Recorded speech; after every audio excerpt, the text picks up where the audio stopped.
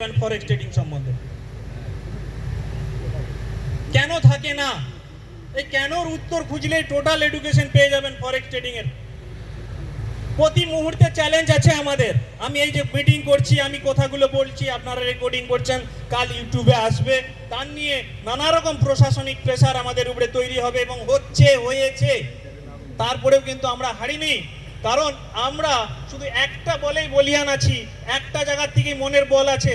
আজকে একটা ডাকে দুদিনের মধ্যে 1000 মানুষ এখানে উপস্থিত হয়েছে, এটাই এসটিএফএক্স এর সবচেয়ে বড় বল।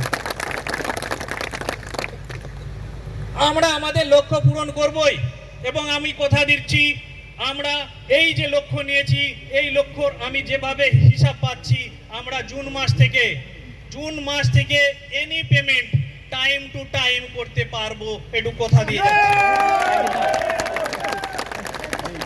ব্যাংকিং পেমেন্টটা কতটা করতে পারবো সেটা আমি এখনই কথা দিচ্ছি না, কেন মূল প্রবলেম ওখানেই।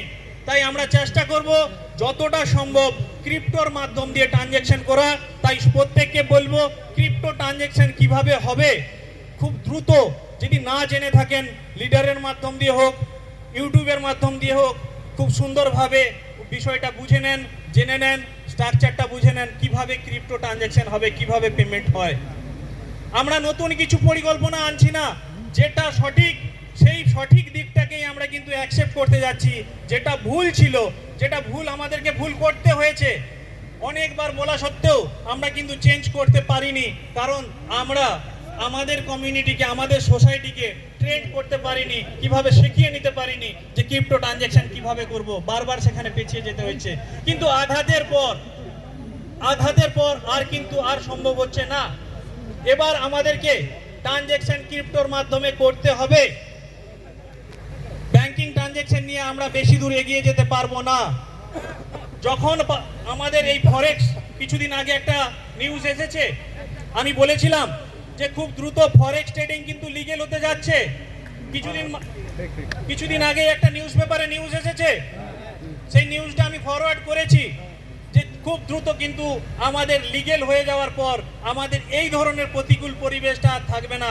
আমরা কিন্তু নিজেদেরকে চেঞ্জ করে যেভাবে চলছিলাম, তখন আমাদের ব্যাংকিং ট্রানজ্যাকশন করতে কোনো প্রবলেম হবে না। কিন্তু যতক্ষণ না এই চেঞ্জটা হচ্ছে, এই লিগ্যাল জায়গাটায় আসছে, ততক্ষণ পর্যন্ত আমাদেরকে যা যা বিকল্প ব্যবস্থা নেওয়ার সেটা নিতে হবে এবং নেব। শুধু এটুকু বলছি, এই ভোটের টাইম পর্যন্ত আপনারা একটু ধৈর্য ধরে P2Pর মাধ্যম দিয়ে ট্রানজ্যাকশন করুন। বিকল্প নানা রকম আমরা ব্যবস্থা করে দিয়েছি, সেই ব্যবস্থার মাধ্যম দিয়ে ট্রানজ্যাকশনগুলো করুন। আর যারা করতে পারছেন না তারা একটু ওয়েট করুন। জুন মাস থেকে টাইম টু টাইম, জুন মাস ভোট পর্বের পর থেকে টাইম টু টাইম আমরা USDTর মাধ্যম দিয়ে, আর যদি SDME তার মধ্যেই লঞ্চ হয়ে যায়, USDT অ্যান্ড SDME অপশনাল হিসাবে আমরা সমস্ত পেমেন্ট দিতে থাকি। তার জন্য যেটা প্রয়োজন, বর্তমানে আমাদের যে পরিকল্পনা, যেখান থেকে আমাদের মূল ব্যবসার যে ঘাটতি তৈরি হয়েছে, সেই ঘাটতিটা যেখান থেকে আমরা পূরণ করব ভেবেছি এবং প্রতিটা আলোচনা প্রত্যেকের সাথে একসাথে বসে করেছি। সেই আলোচনা অনুযায়ী আমাদেরকে সেই পরিকল্পনাগুলো সফল করতে হবেই। সেই জন্য আপনাদেরকে পাশে চাই।